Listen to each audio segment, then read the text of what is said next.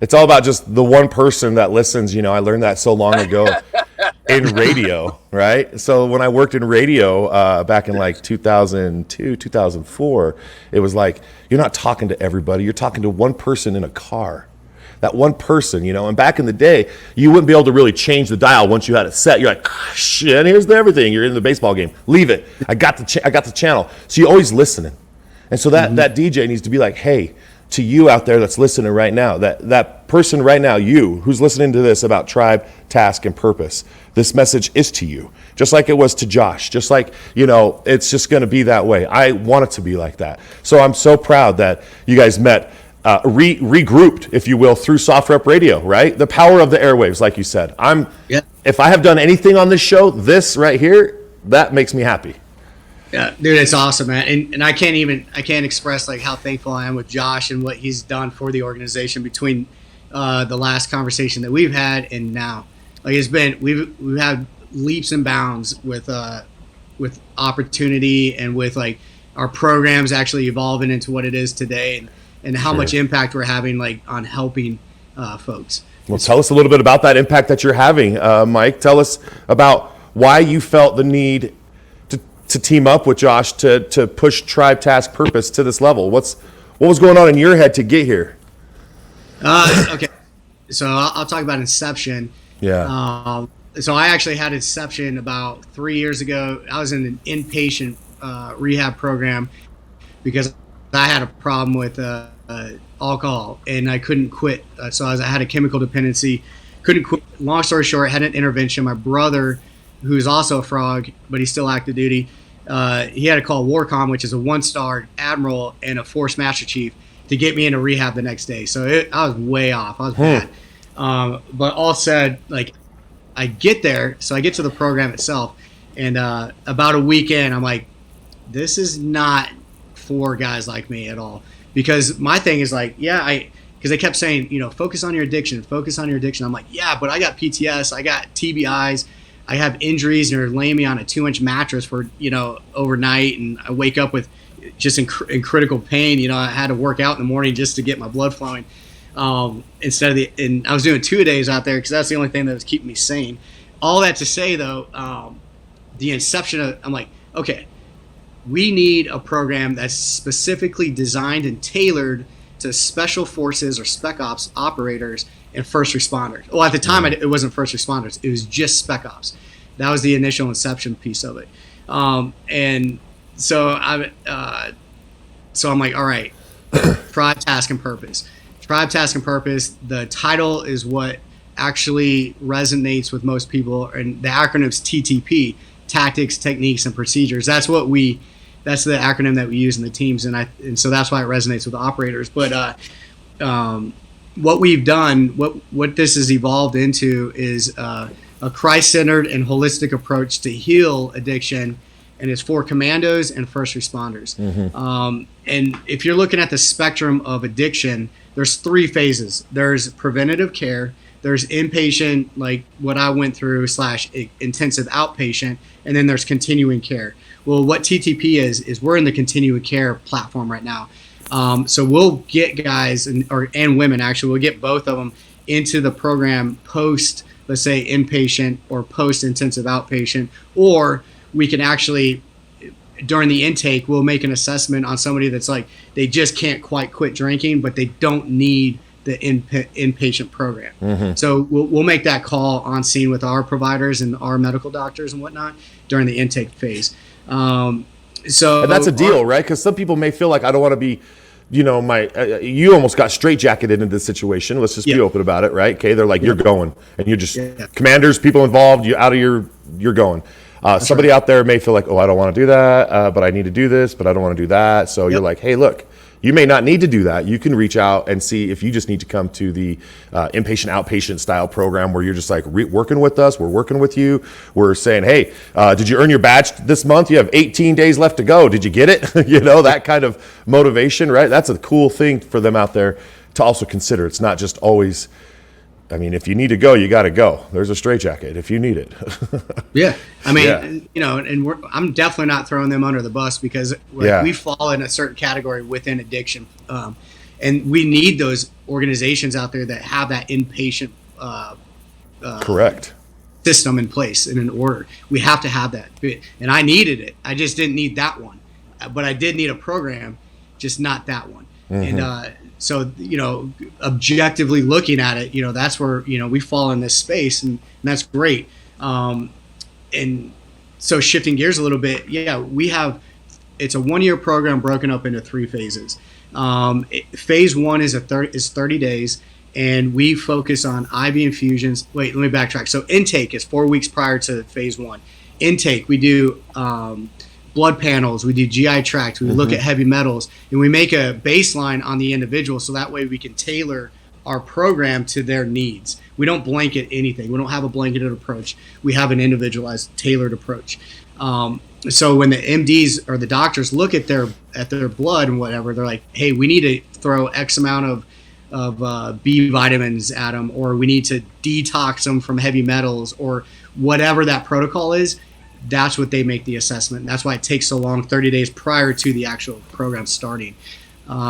So going into phase 1, we focus on physical and physiological normalcy. So we baseline and we zero them out. It's essentially a biohack. And what we do is we focus on IV infusion or a drip therapy in collaboration with HBOT, in collaboration with sensory deprivation tanks, physical therapy and fitness. And all of these are professionals that we have as service providers. Everybody has a master's degree or above. Not that you need degrees, but it is definitely a verification for what they right. It's good to have a subject matter expert over the subject, right? That you're going to be. Exactly. If you're going to go be put under, you might as well have an anesthesiologist do it. So, yes. If you've got someone that knows about sensory deprivation machines, then that's probably the person to be working on sensory deprivation machines, right? I definitely want Johnny the jump master at the door. I don't want my E5 launching me unless he's a jump master. Yeah, unless he knows, because it's like having someone do your job that doesn't know how to do your job. Right. So I'm gonna fake it. So that's why. I'm gonna salute. Yeah, exactly. Good luck, sir. But we're just gonna wing this thing. Yeah. So that's what we're trying to. We eliminated or minimized the winging of it, and we're actually tailoring it. And so that's why it's so imperative to have the proper therapists, the proper MDs, the proper PhDs, the proper person in the right spot. Just like 100%. You said, SMEs. 100%. And that's what we have, with our partnerships and with our affiliates and providers. They're all top notch, top level.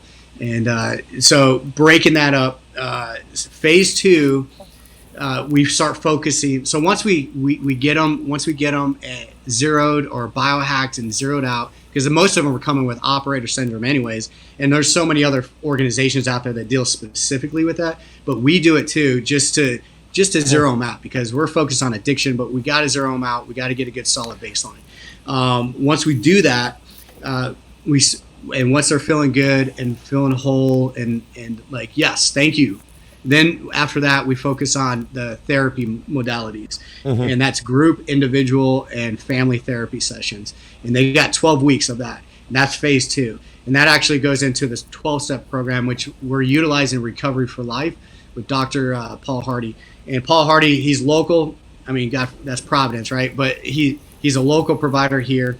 And that 12-step program is more closer to a Celebrate Recovery. And, here's the other thing. If that doesn't resonate with the individuals going through the program and they want to go to a 12-step AA program, then fine. Do it, man. Have a good time. Or if it's Smart Recovery that they want to do, awesome. Or if it's Celebrate Recovery that they want to do, fantastic. But the operator syndrome, I mean, that's you're the first person I've heard say that, and it actually makes total sense for it, because there is an operator syndrome.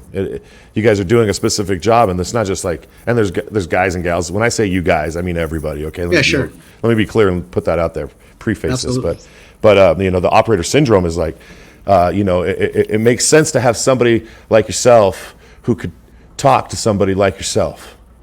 Absolutely, man. That's the whole idea behind it. That's it. Yeah. It's a beautiful thing, actually. I just caught on to when you were saying operator syndrome. I'm like, the dude's trying to help people with the same things that you've dealt with, right? It's like there's other places that other people can go to for other things, but your operator syndrome just kind of stands out. And especially with my people that listen, there's a lot of vets out there. So I just want to coin that, like operator syndrome.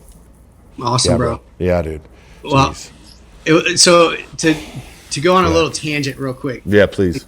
What conventional models don't realize, well, let me rephrase that. What some conventional models don't realize is the person that they're bringing in. They're bringing in these high functioning individuals with an IQ on an average of about 130.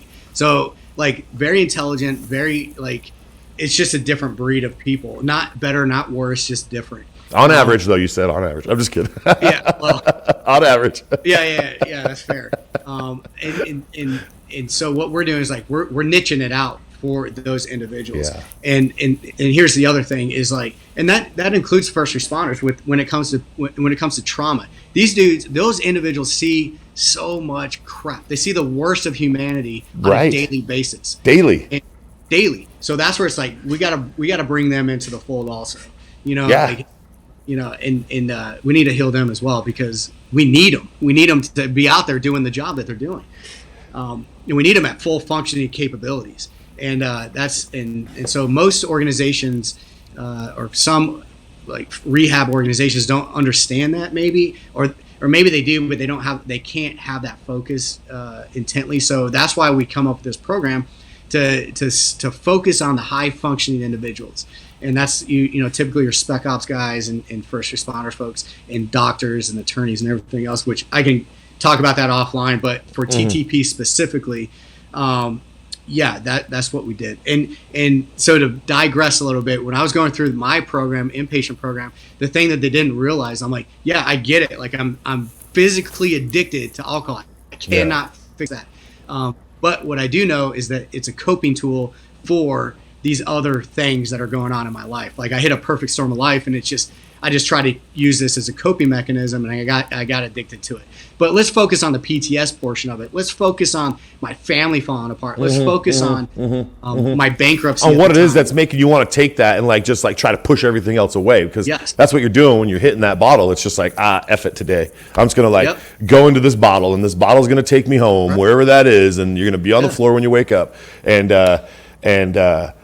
It's like what you've dealt with is you found your inner self and you kind of battled yourself and you figured out what it is that's causing you to want to do that. And that's where you have to start fixing yourself. I'm just picking up what you're putting down, I think.